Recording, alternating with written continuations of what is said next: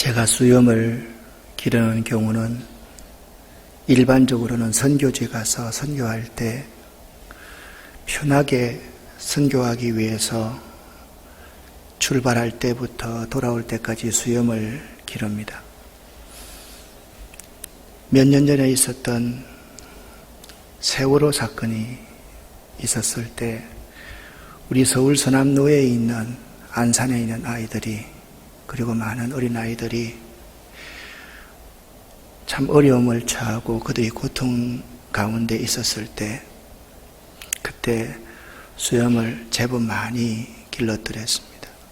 수염을 길렀다가 자르려고 하니까 연세 많은 분들은 목사님이 수염을 좀 기르니까 좀 순하게 보인다라고 하시면서 수염 안 깎았으면 참 좋겠다라고 말씀을 하셨고, 젊은 분들은 깔끔하게 깎는 게 좋겠다라고 그렇게 말씀하셨습니다.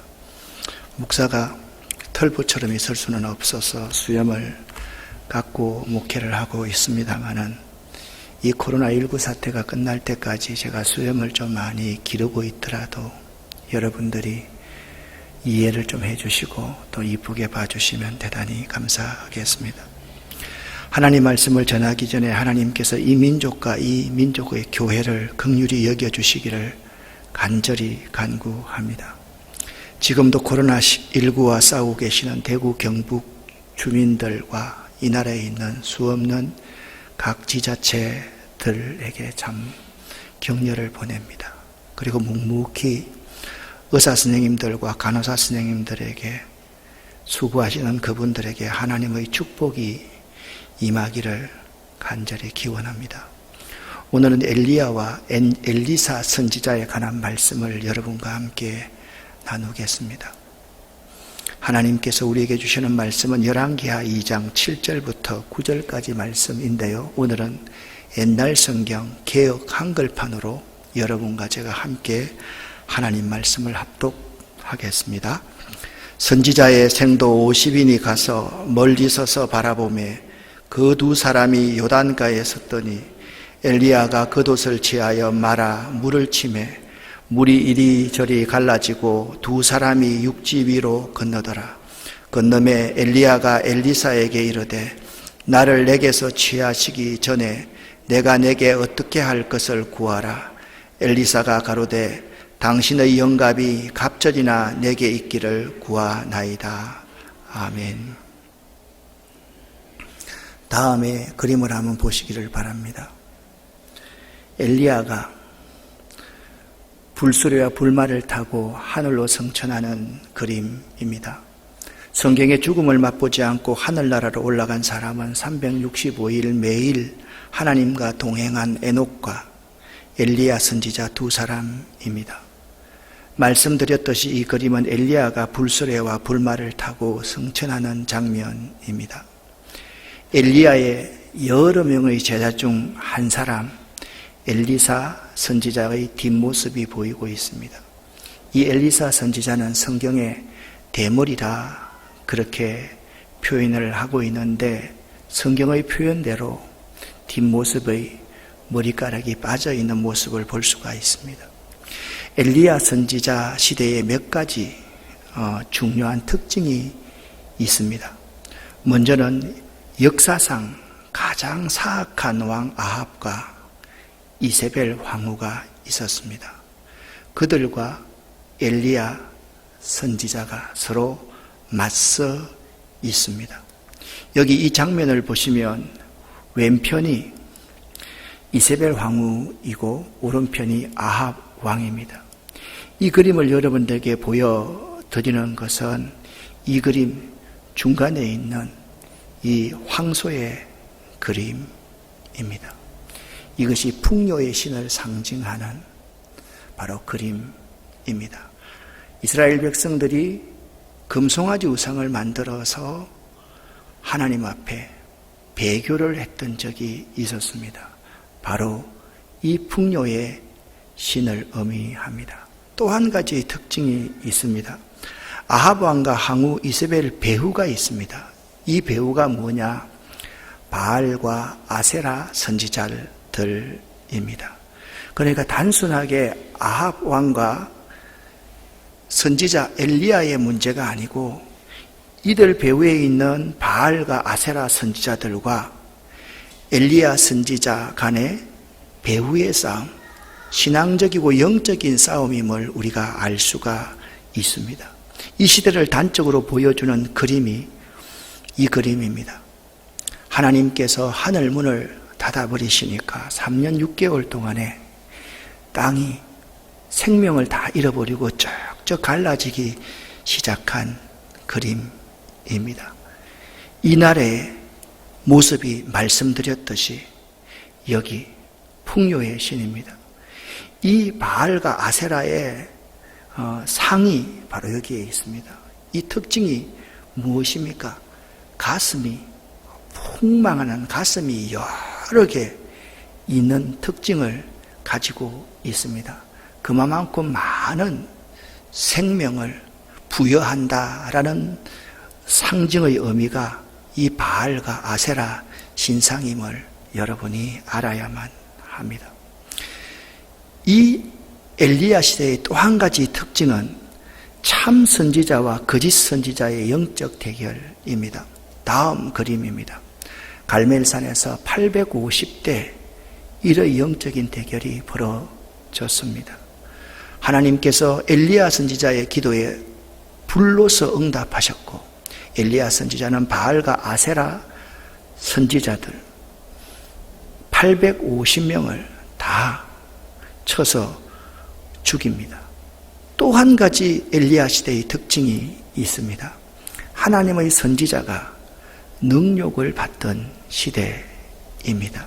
열왕기야 2장 23절 24절 말씀을 보면 이러한 말씀이 기록되어져 있습니다. 엘리사가 베델로 올라가더니 그가 올라갈 때에 작은 아이들이 성읍에서 나와서 엘리사를 조롱하기 시작합니다.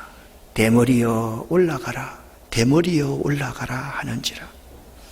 그때 이 수풀에서 암콤 둘이 나와서 그 아이들 중에 42명을 찢었다, 그렇게 말씀하고 있습니다. 하나님의 종을 조롱하던 아이들의 죽음을 기록하고 있습니다. 화가들은 엘리사 선지자를 그릴 때 이렇게 머리카락이 없는 모습으로 그립니다. 이 엘리사 선지자가 그 시대의 많은 사람들에게 생명의 물을 부어주는 그러한 그림입니다. 그런데 더 중요한 점이 있습니다. 엘리야 선지자와 엘리사 선지자의 중요한 차이점이 있더라라는 것은 사역의 차이점이 있더라라는 것입니다. 두 선지자의 중요한 차이점은 이렇습니다. 엘리야는 주로 하나님의 심판에 대해서 이야기를 합니다. 왜 하나님의 심판에 대해서 이야기할 수밖에 없었느냐 하면 사악한 아합과 이세벨 황후가 있기 때문에 그렇습니다. 이들 배후에 사악한 영적 지도자들이 있기 때문이었습니다. 그들에게 하나님의 심판을 선포하는 것은 어떻게 생각하면 너무나도 당연한 일이었습니다. 그런데 엘리야의 뒤를 이은 엘리사의 사역은 좀 달랐습니다. 엘리사의 사역의 특징은 주로 회복과 치유입니다. 이 점은 매우 중요한 점입니다. 엘리사 선지자의 이야기를 열왕기 하에 쭉 한번 읽어 보십시오. 거기 가면 그가 가는 곳곳마다 회복의 역사를 일으켰습니다. 병든 자를 치료하고 죽은 자를 살리고 무너진 공동체를 세우는 사람이 엘리사 선지자였습니다. 이 두 선지자의 사역의 차이점을 여러분들이 꼭 기억을 해야만 합니다. 엘리사 선지자는 엘리야보다 더 능력이 있다, 능력이 많았다, 그렇게는 드러나지 않지만 엘리사 선지자의 아주 중요한 장점이 있습니다. 예레미야 선지자가 이 사역을 정의하기를 심는 사역이 있다, 건설하는 사역이 있다, 또 뽑는 사역이 있고 무너뜨리는 사역이 있다라고 말을 했습니다. 선지자의 사역은 때로는 뽑기도 하고 때로는 우리 인생에 무너뜨리기도 하는 사역입니다. 또 뽑고 무너뜨리고 난 이후에 그들이 다시 회복하기 위해서 그들을 심고 그것을 건축하는 사역을 선지자가 하게 되어 있습니다.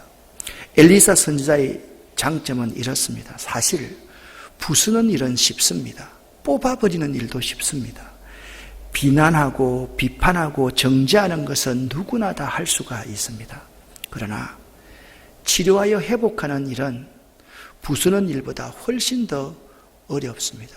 상대를 배려하고 상대를 보듬어주고 상대를 위해서 내가 희생하고 상대를 나보다 더 낮게 여기는 그러한 일은, 특별히 위로하는 일은 심판하는 일보다 더욱더 어렵습니다. 그런 의미에서 엘리사 선지자는 오늘날 우리에게 중요한 점을 시사해 줍니다. 엘리야의 죽음은 한 시대가 가고 새로운 한 시대의 도래를 알립니다. 엘리야 선지자가 불수레와 불말을 타고 하늘나라로 천국으로 올라간다라는 것은 한 시대의 종료를 의미하고 새로운 한 시대가 도래했음을 우리에게 말씀하고 있는 것입니다. 새로운 시대에 필요한 사역은 회복과 치유의 역사입니다. 새로운 시대에 필요한 사역은 병든 자를 치료하고 아픈 자를 싸매어주는 사역입니다. 새로운 시대에 필요한 사역은 죽은 자를 살리고 망한 자에게 새 희망을 주는 사역입니다. 새로운 시대의 사역은 무너진 공동체를 회복하고 세우는 사역입니다.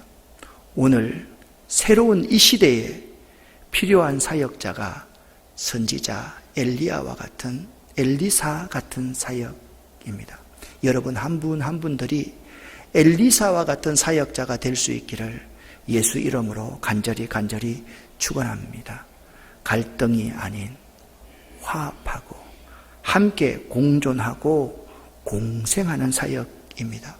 더불어 살아가는 방향을 제시하는 지도자, 그 지도자가 엘리사 같은 지도자인 것입니다. 그런데 오늘의 이 시대는 어떤 시대입니까? 오늘 이 시대를 이 그림으로 다시 한번 표현해 볼 수가 있겠습니다. 메마른 땅에 3년 6개월 동안 하늘문을 닫아버린 이 시대, 이 시대는 인간성의 기근과 기갈의 시대입니다. 인간미가 사라져 갑니다. 마치 기계와 살아가는 것과 마찬가지 같은 시대라고 생각이 됩니다. 또한 윤리와 도덕의 기근과 기갈입니다. 똥낀 놈이 큰 소리 친다고, 잘못한 사람이 잘못했다고 말하지 않고 더욱더 자기의 잘못을 합리화시키고 옳다고 주장하는 시대가 오늘날 이 시대가 되어버렸습니다. 목소리가 큰 사람이 이기는 시대가 되어버렸습니다. 올곧은 가치의 기근과 기갈입니다. 옛날에는 가난했지만 우리의 선배들, 우리의 부모님들 중에서 올곧은 분을 많이 만날 수가 있었습니다. 그 올곧은 분, 그러한 기계들, 그분들의 기계를 따라가려고 노력하는 후학들, 후배들이 많이 있었습니다. 그래서 선생님의 그림자도 밟지 않는 그러한 시대가 있었습니다. 그러나 오늘은 그렇지 않습니다. 좋은 지도자가 없어도 국가에서 좋은 지도자를 만들어 가지고 우리 다음 세대들이 그분을 추앙하며 따라갈 수 있도록 만들어야만 될 터인데, 오늘날 지도자들은 서로가 서로를 비난하고 밟고 정죄해서 아무도 올곧은 가치를 따라가지 못하는 올곧은 가치의 기근과 기갈 시대가 오늘날 우리 시대입니다. 또한 매우 중요하게 생각하는 것이 이데올로기의 기근과 기갈입니다. 이데올로기란 세계를 설명하고 변화시키는 것을 뒷받침하는 관념 체계가 이데올로기입니다. 그러니까 이 세계를 설명할 수 있고 변화시키고 지탱하는 관념 체계가 이데올로기인데, 오늘날 이 사회에서는 다양한 사상과 신념들이 존재하는데 이러한 것들을 정리할 수 있는, 정리되어 있는 이데올로기가 부족한 시대에 있는 것입니다. 그렇기 때문에 이데올로기는 현재의 사회 우리의 모습과 무관하지 않고 각기 생각들, 사상들이 다 나누어져서 이쪽 진영은 이쪽 진영을 정죄하고 이쪽 진영은 이쪽 진영을 정죄하는 참 모순된 이데올로기 안에 살아가고 있다라는 것입니다. 이것만이 문제입니까? 우리 믿는 사람들 안에서는 하나님의 말씀의 기간과 기갈이 있습니다. 여러분, 요즘에 우리 시대에 이단의 문제들을 잘 보았습니다. 가정도 버리고 형제도 버리고 이웃도 생각하지 않고 나만을 생각하고 한 인간을 추종하는 참 어리석은 모습을 우리는 보아왔습니다. 저는 한 사람을 정죄하고 싶지 않습니다. 자기의 사상과 철학이 그렇다고 하면 광화문에 가서 매일마다 집회할 수 있습니다. 그것은 옳습니다. 그런데 그 교회에 있는 교인들이 예배를 드리면서 질서를 잘 지켜야만 하는데 예배 끝나고 나서 전을 부쳐 먹었다, 그런 이야기가 매스컴을 통해서 퍼져나올 때 참 가슴이 무너지는 것 같았습니다. 아니, 그 전 좀 안 부쳐 먹으면 지금 안 됩니까? 대수롭지 않게 그런 일을 합니다. 여러분, 열이 나면 교회 나와서 저한테 안수기도 받으십시오. 아니, 이 코로나19 시대에 그러한 것들이 이렇게 말이 됩니까? 입을 벌려서 소금물을 막 뿌려줍니다. 이 모습이 누구의 모습입니까? 우리 하나님의 교회 안에 하나님의 말씀의 기근과 기갈로 말미암아서 이런 참 상식적으로 이해 안 되는 이런 일들이 우리 주변에 일어나고 있습니다. 이렇게 살면 안 되는데, 이래서는 안 되는데, 그런 생각이 우리 가운데 들 때가 참으로 많이 있는 이 오늘날 이 시대의 모습입니다. 지난 주일날 여러분과 제가 말씀을 나누면서 시글락에서 다윗이 당했던 그 환난의 모습을 한번 봅니다. 오늘날 우리 시대가 어떤 모습입니까? 자기만 옳은 줄 알고 짱돌을 들고서 그 돌을 가지고 나와 생각과 가치가 다른 사람을 돌로 치려는 세대에 우리는 살아가고 있습니다. 정죄하고 판단하고 책임을 전가하는 시대에 우리들은 살아가고 있는 것입니다. 신무신론자들이 있습니다. 그 무신론자들이 있는데, 신무신론자들 가운데서 리차드 도킨스라는 사람이 있습니다. 이 도킨스는 이런 말을 극단적으로 말합니다. 이 세상에는 종교는 필요 없는 것이고 기독교인들이 말하는 하나님은 일종의 정신 바이러스에 불과하다라고 리차드 도킨스는 말을 했습니다. 리차드 도킨스는 종교의 광고, 예를 들면 God loves you 같은 그런 광고 있지 않습니까? 이런 광고에 반발해서 무신론 광고를 만들었는데, 이 광고 문구가 영국 시내버스 곳곳에 붙였는데, 이 문구를 붙이기 위해서 20만 불, 20억 정도가 되는 돈을 그들이 모금을 했답니다. 그 가운데 약 1,100만 원 내지 200만 원 정도를 리차드 도킨스가 돈을 먼저 내놓았다고 합니다. 그 말은 이렇습니다. There is probably no God. Now stop worrying and enjoy your life. 무슨 말입니까? 아마도 신은 없을 것이다. 이제 걱정을 멈추고 인생을 즐겨라. 그렇게 리차드 도킨스를 중심으로 해서 신무신론자들이 실제로 영국의 버스입니다.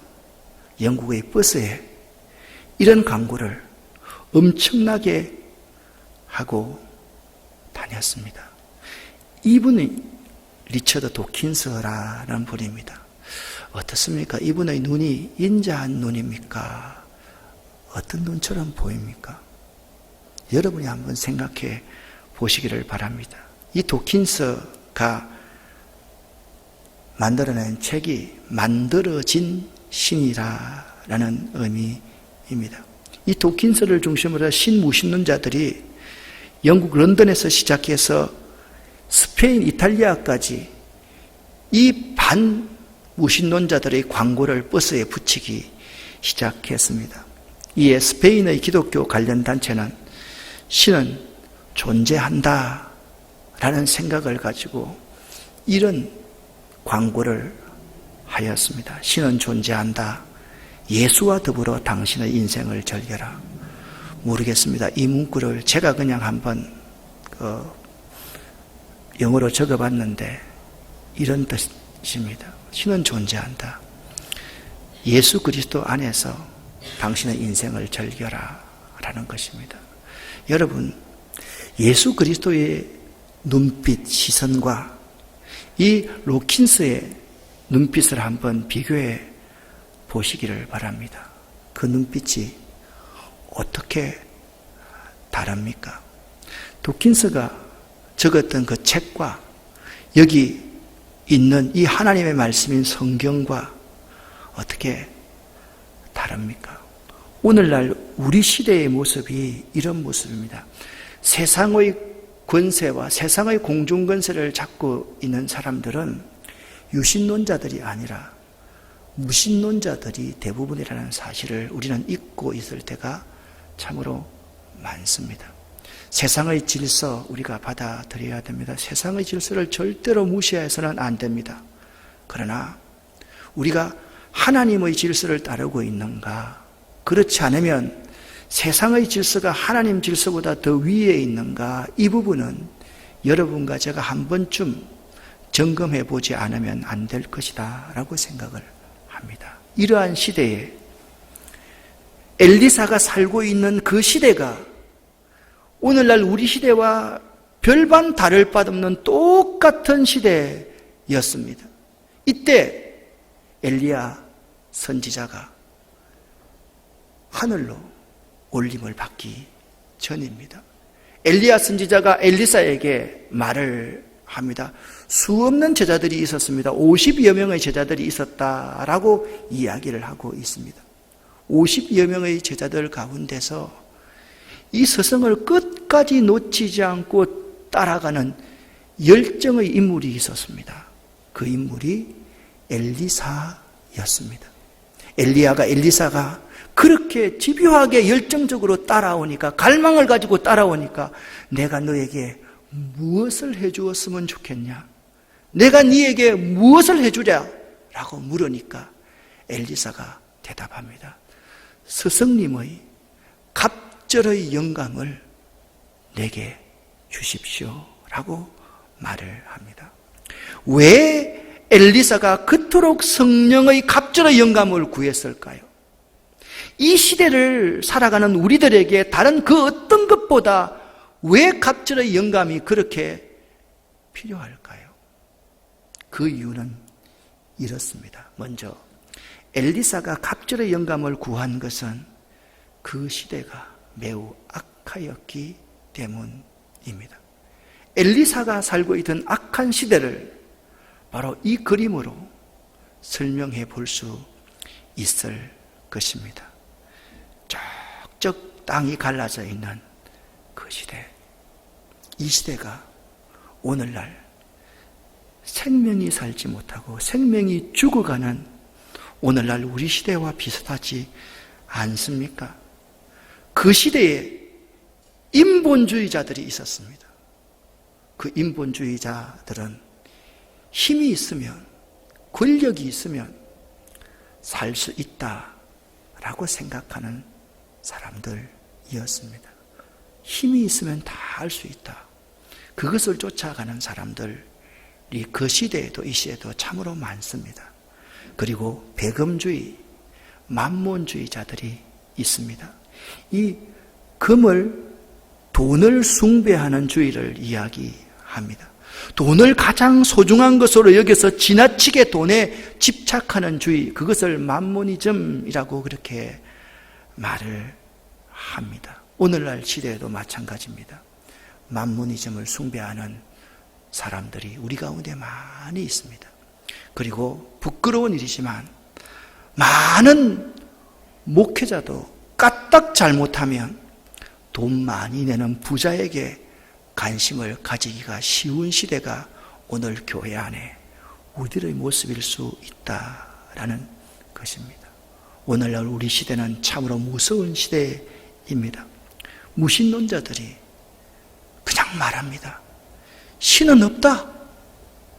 그리고 이 사회에 유익하지 않는 바이러스와 같은 교회 같은 존재라면 없어지도 무방하다라고 생각하는 사람들이 우리 가운데, 우리 세속 가운데 참으로 많이 있습니다.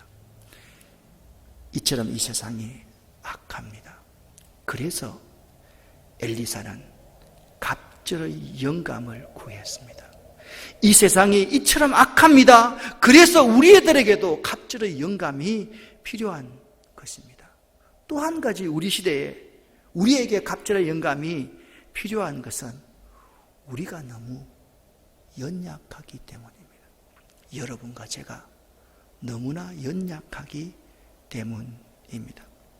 엘리사 선지자를 살펴보면 우리와 너무 비슷합니다.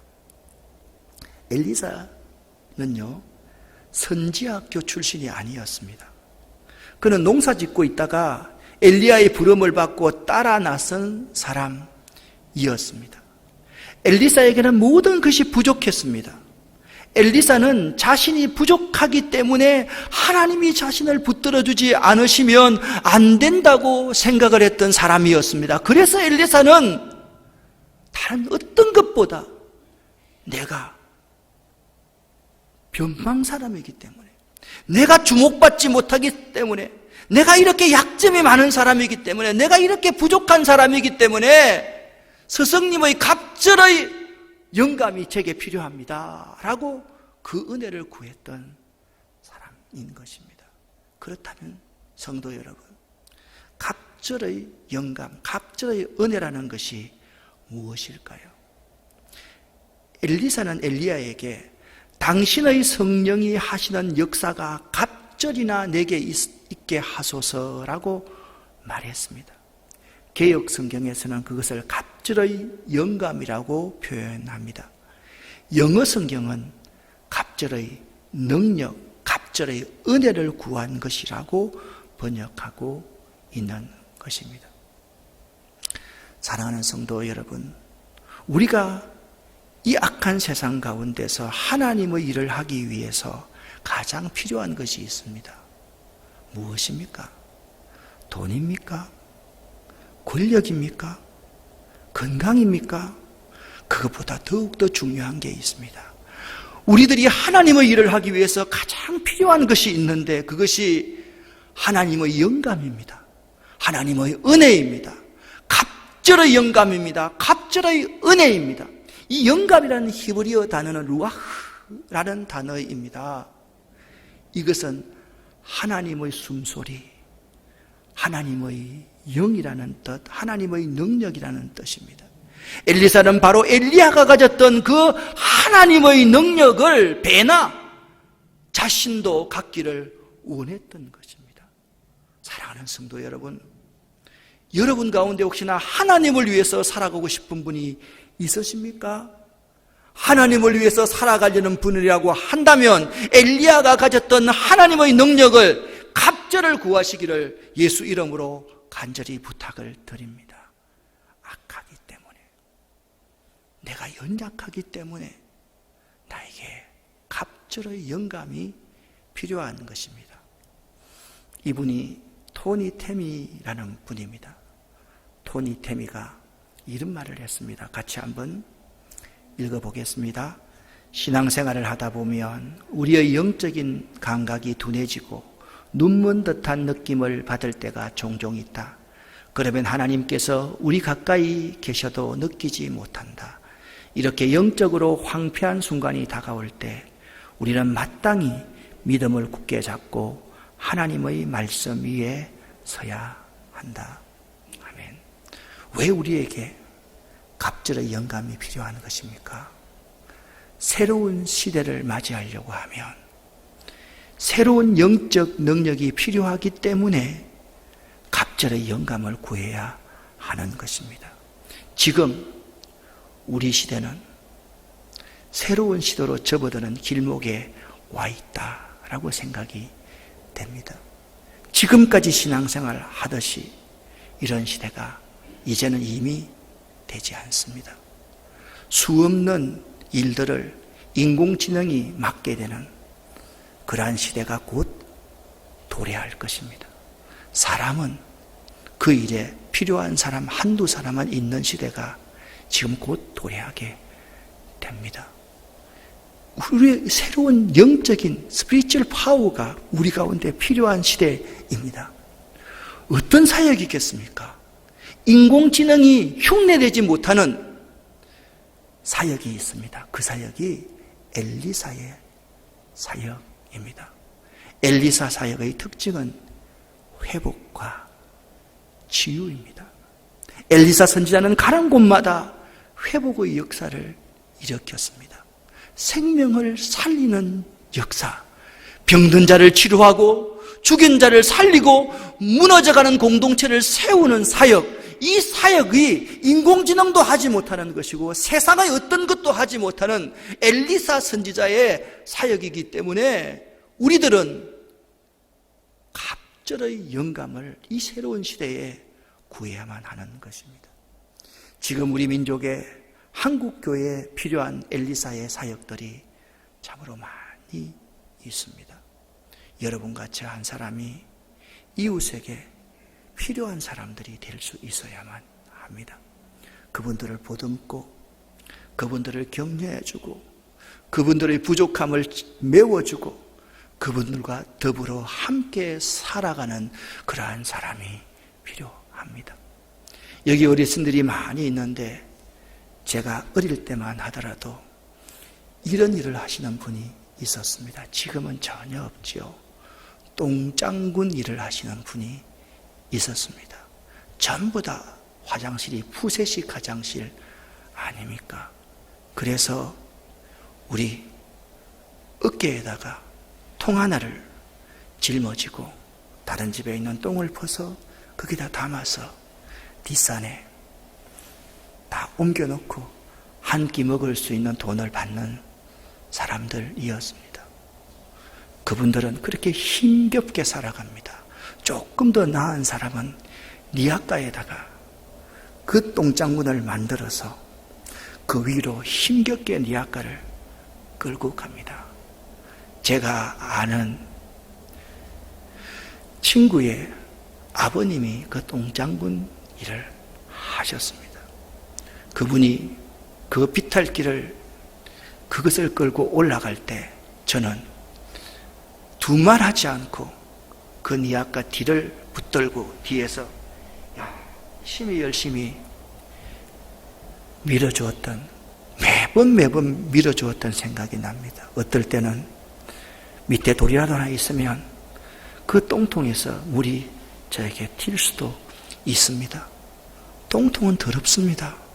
그러나 똥통 보고 하는 것 아닙니다.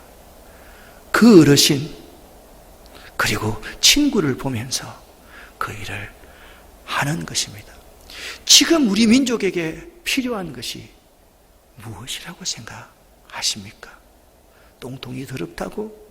우리가 뒤에서 밀지 않고 우리가 우리의 역할을 감당하지 아니하면 이 민족 공동체는 온전히 목적지를 향해서 갈 수 없음을 알아야만 합니다.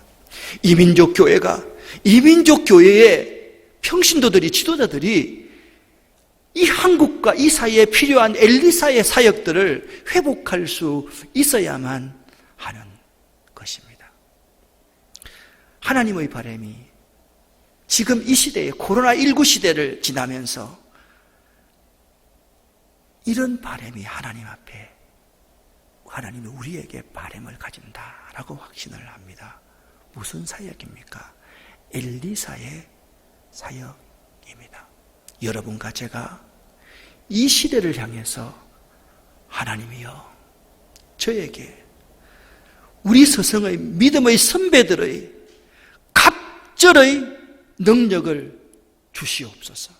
여러분과 제가 성령의 갑절의 능력을 회복할 수 있지 않으면 안 되는 시대가 되어 버렸습니다.